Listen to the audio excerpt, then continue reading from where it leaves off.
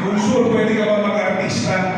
Sabi ko, sir, hindi ako marunong mag-Tagalog. Mag-aral ka ng Tagalog. Sir, Bisaya ako, Ilonggo, Provinciano. Aral ka ng Tagalog. Aral ang Tagalog, nag-artista para pasikatin ng Taekwondo. Noon, 500,000 lang ang membro ng Taekwondo.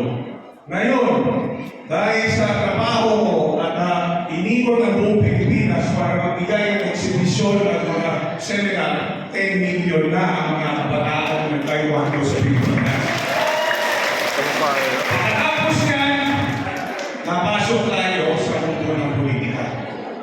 Naging two-time councilor, naging congressman nyo.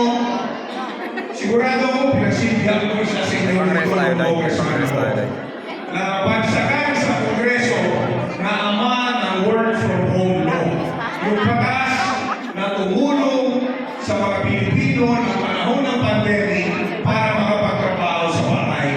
So yun po ang batas na susunod sa Pilipinas. Ngayon, pagkatapos